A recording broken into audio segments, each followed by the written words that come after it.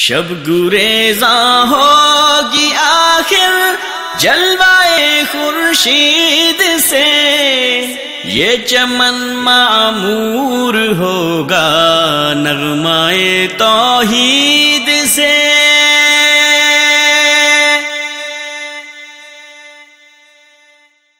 رافضی ذاکر نے جھوٹ بولا یہ کہہ کر کہ بی بی نے ابوبکر صدیق کے سامنے 40 آیات پڑھی۔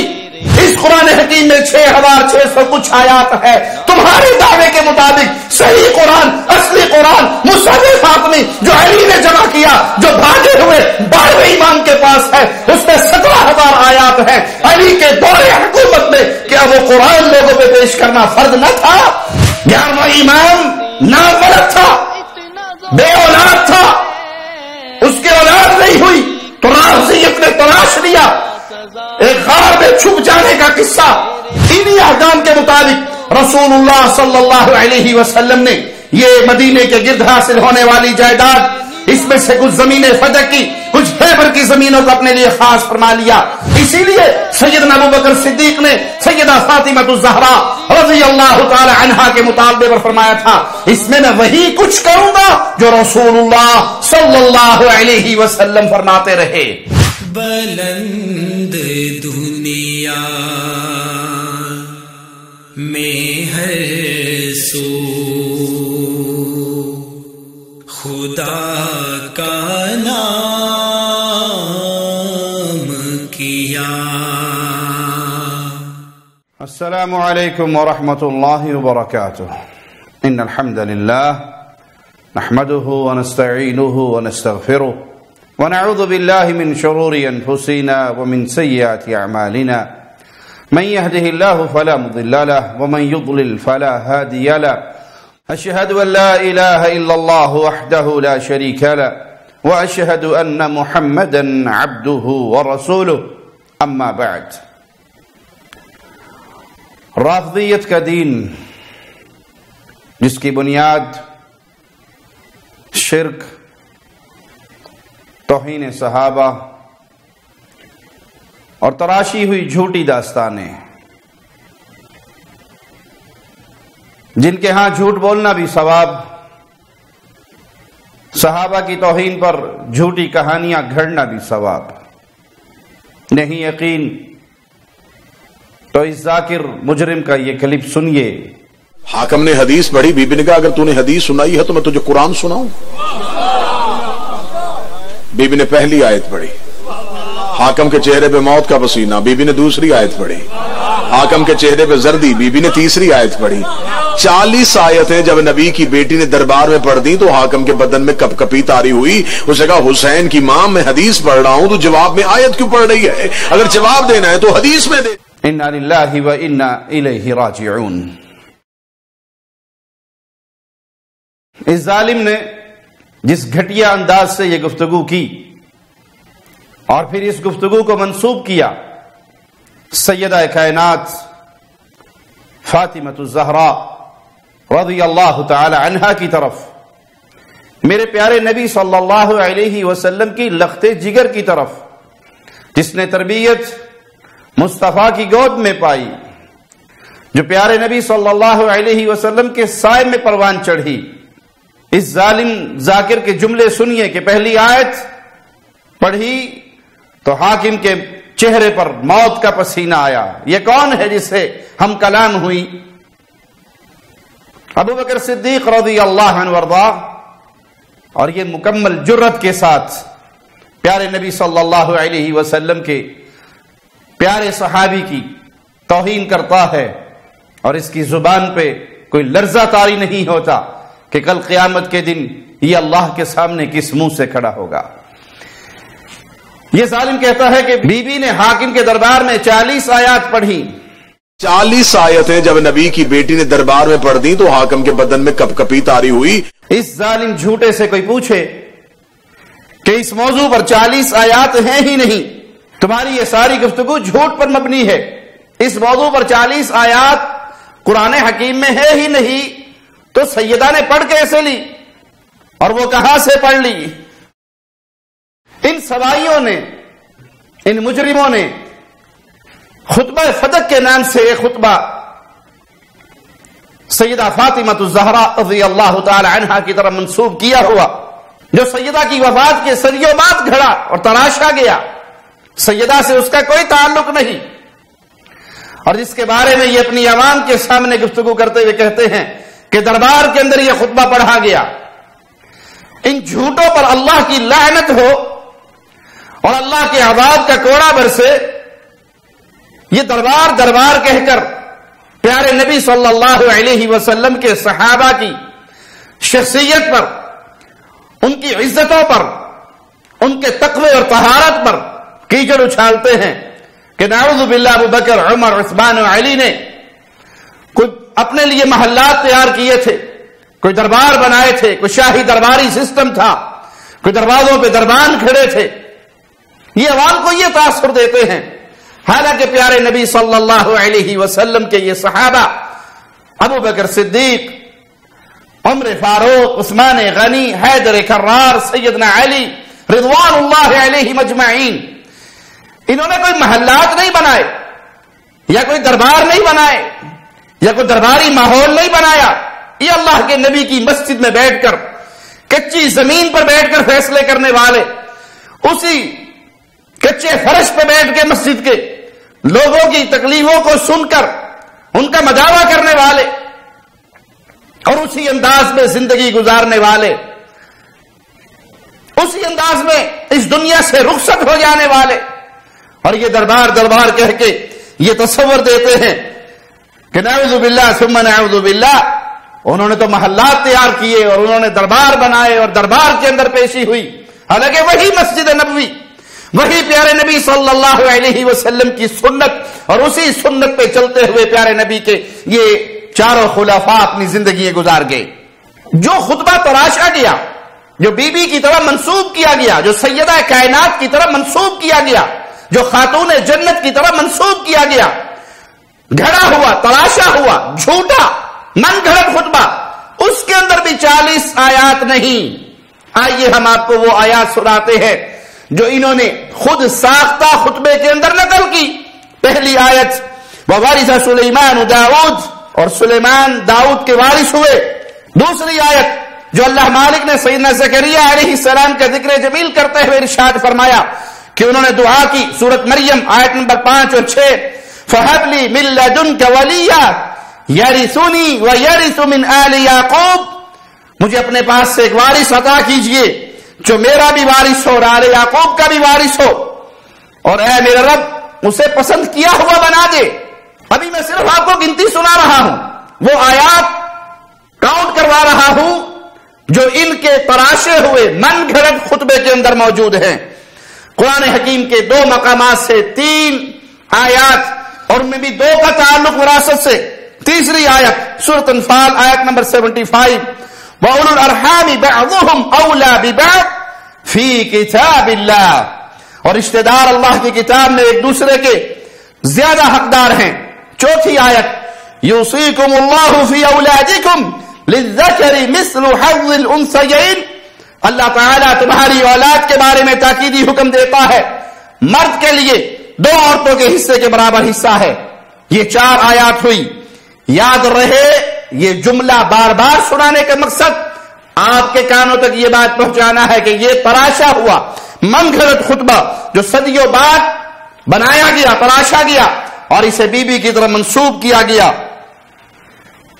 5ویں آیت جو اس خطبے کے اندر موجود ہے، ان ترک خیرا الوصیۃ للوالدین والاقربین بالمعروف حقا علی المتقین، تم پر لکھ دیا گیا جب تم میں سے کسی کو موت آ پہنچے، اگر اس نے کوئی خیر چھوڑی ہے، اچھے طریقے کے ساتھ وصیت کرنا ماں باپ کے لیے، رشتہ داروں کے لیے، متقی لوگوں پر یہ لازم ہے۔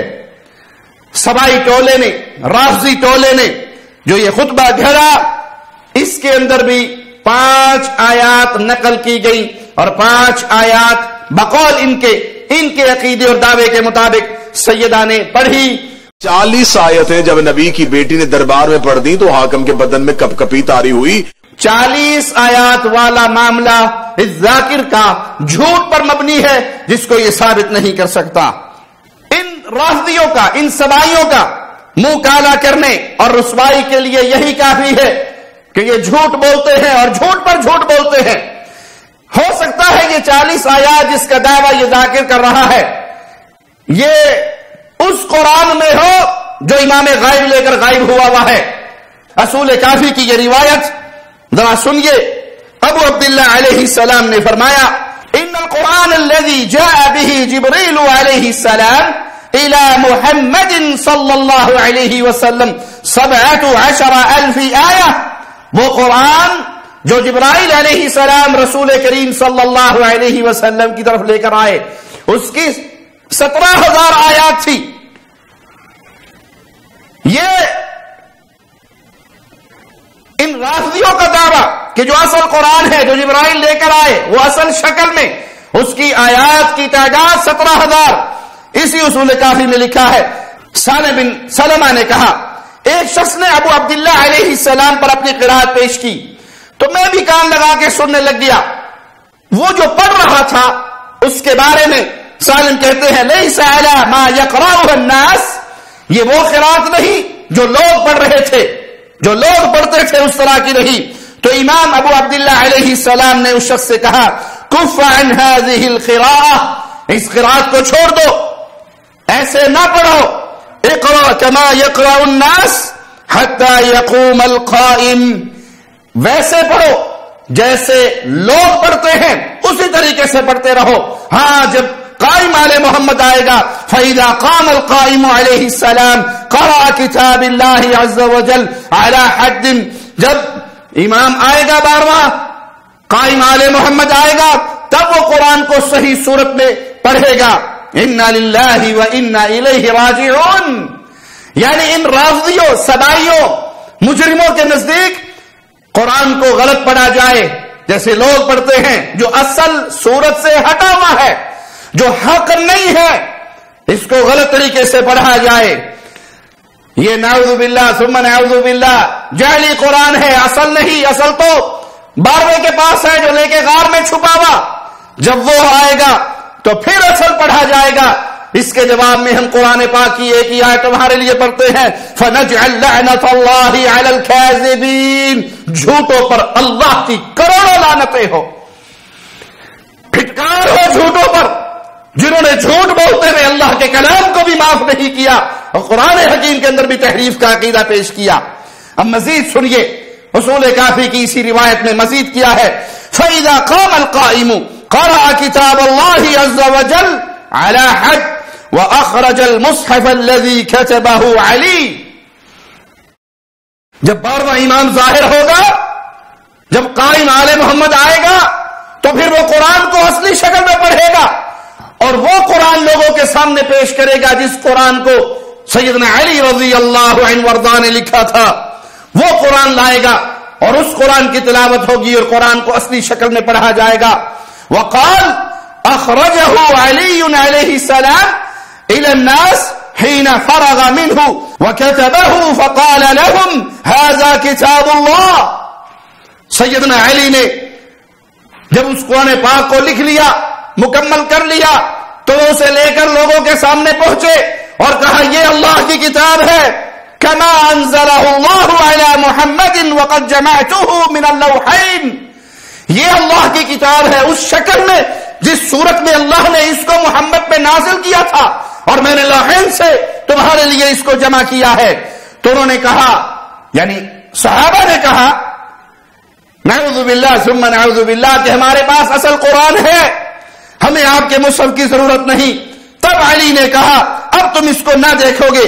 یہ ہے سبائیوں کی جھوٹی داستانیں یہ ہے سبائیوں کی گھڑی ہوئی داستانیں یہ ہے سبائیوں کی تراشی ہوئی داستانیں اور یہ ہے قرآن حکیم کے بارے میں ان کا گندا پلیت عقیدہ مردود عقیدہ کہ یہ قرآن جو آج لوگوں کے ہاتھ میں ہے یہ اصلی نہیں ہے. اور اس جھوٹی داستان میں یہ توہین کرتے ہیں سیدنا علی کی.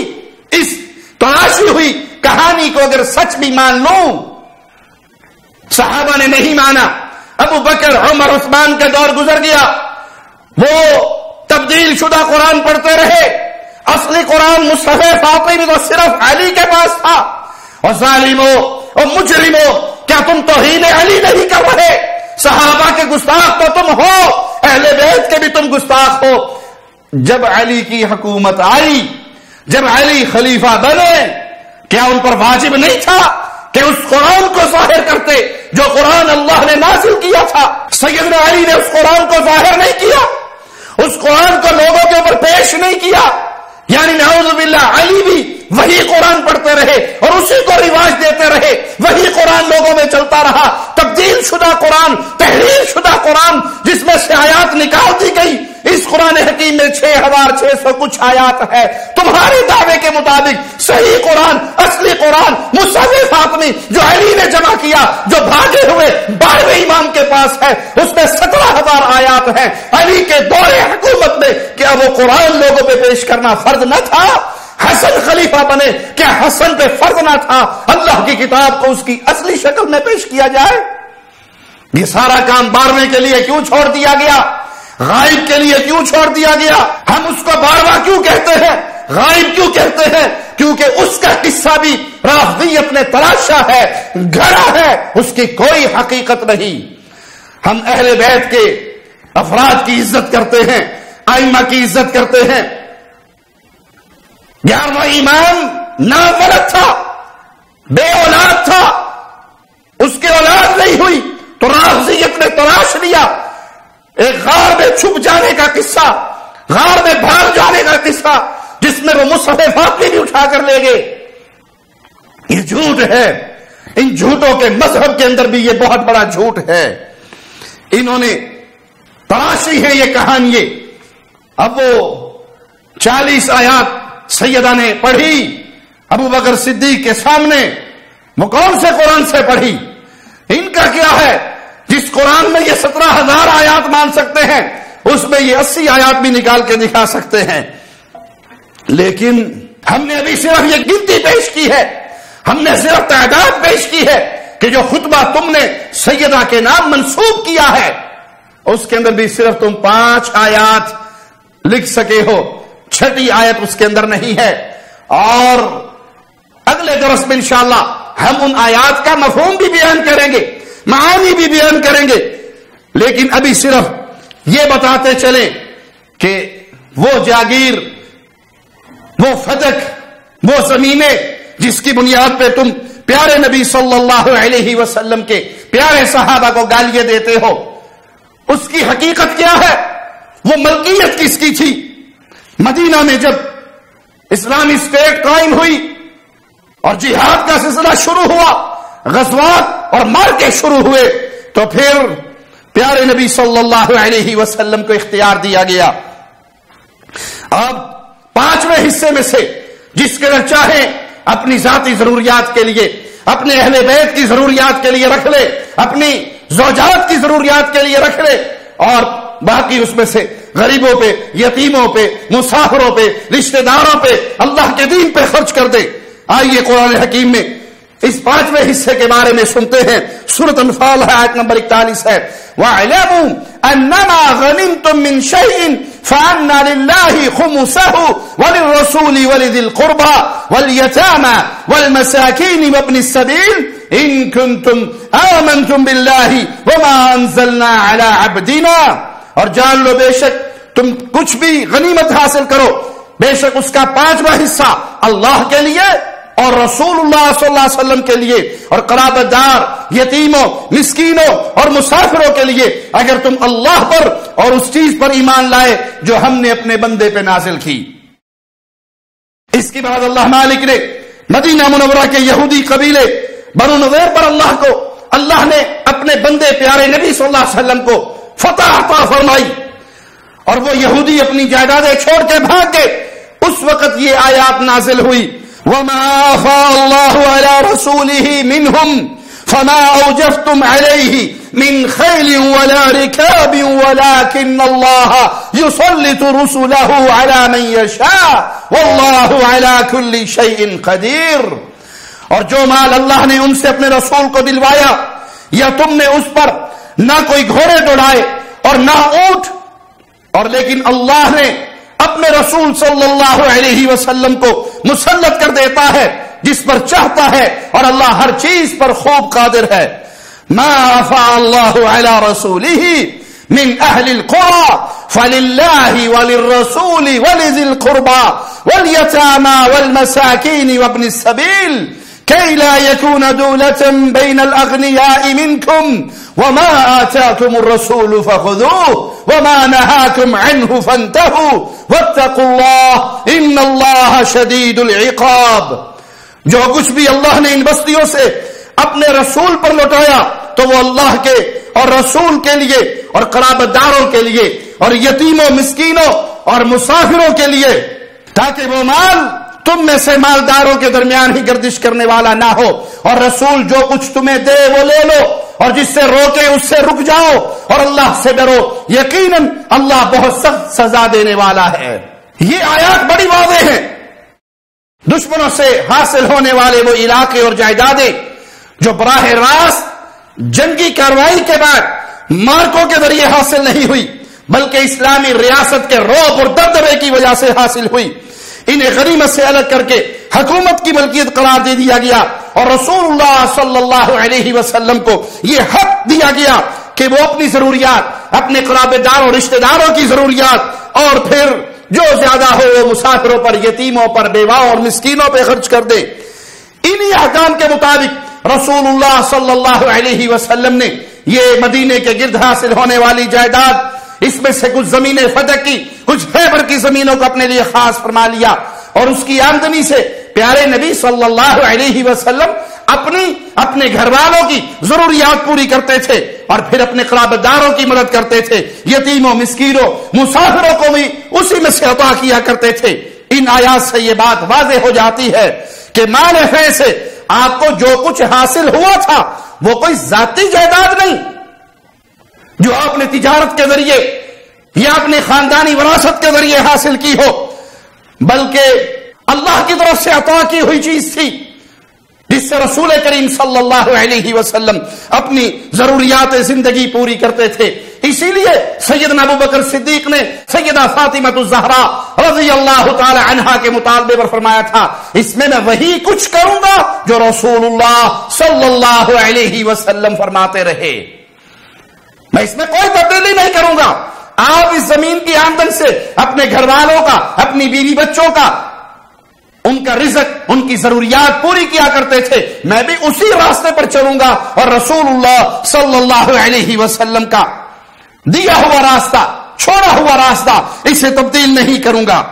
تو رافضی ذاکر نے جھوٹ بولا یہ کہہ کر کہ بی بی نے ابو بکر صدیق کے سامنے 40 آیات پڑھی. 40 آیتیں جب نبی کی بیٹی نے دربار میں پڑھ دی تو حاکم کے بدن میں کپ کپی طاری ہوئی. یہ جھوٹا پروپیگنڈا ہے، یہ جھوٹی من گھڑت ان کی کہانیاں ہیں جو یہ صحابہ دشمنی کے اندر تراشتے ہیں اور لوگوں کو صحابہ دشمنی پر پروان چڑھاتے ہیں. ان کے مذہب کے اندر گھٹی کے طور پہ صحابہ کی دشمنی موجود ہے. اللہ ان کے شر سے امت اسلام کو محفوظ رکھے. ان کے جھوٹوں پر ہم قرآن حکیم کی اس آیت کو پھر دہراتے ہیں، فَنَجْعَلْ لَعْنَةَ اللَّهِ عَلَى الْكَاذِبِينَ، جھوٹوں پر اللہ کی لعنت ہو، جھوٹوں پر اللہ کا عذاب کا کوڑا برسے. جنہوں نے جھوٹ بولا قرآن حکیم کے بارے میں، جنہوں نے جھوٹ بولا پیارے نبی کے صحابہ کے ایمان کا انکار کرتے ہوئے، جنہوں نے جھوٹ بولا پیارے نبی کے خلفاء کی توہین کرتے ہوئے، اللہ ہی ان کے شر کو ان کے اوپر لوٹائے اور امت مسلمہ کو ان سے محفوظ رکھے. انشاءاللہ اگلی ملاقات کے اندر ہم ان آیات کا معنی اور مفہوم بھی بیان کریں گے اور اس گفتگو کو مزید آگے چلائیں گے تاکہ اس جاہل کے اعتراضات کا جواب دے کے اہل سنت کے سینوں میں ٹھنڈ پیدا کی جائے. اہل سنت کے سینے جو اللہ کی رحمت سے پہلے ہی اطمینان سے بھرے ہوئے ہیں کہ یہ پیارے نبی کے پیارے صحابہ کی جماعت جو مومنین کی پہلی جماعت ہے، جو ان کا دشمن ہے وہ اللہ کا دشمن ہے، وہ رسول اللہ کا دشمن ہے، وہ قرآن حکیم کا دشمن ہے، وہ اسلام کا دشمن ہے، وہ اہل بیت کا دشمن ہے اور وہ اہل سنت کا دشمن ہے. اللہ اہل سنت کی مدد فرمائے، اہل ایمان کی مدد فرمائے، ان شریروں کا شر واپس انہی پہ لوٹائے، ہمیں زندہ رکھے، توحید کی دعوت دینے والا بنا کر رکھے، ہمیں موت دے، ایمان کی بہترین حالت میں موت دے، اس حال میں اپنے پاس بلائے. اللہ ہم سے راضی ہو، ہم اللہ سے راضی ہوں. اقول قولی ھذا واستغفر اللہ لی ولکم ولسائر المسلمین. شب گریزاں ہوگی آخر جلوائے خورشید سے، یہ چمن معمور ہوگا نغمائے توحید سے۔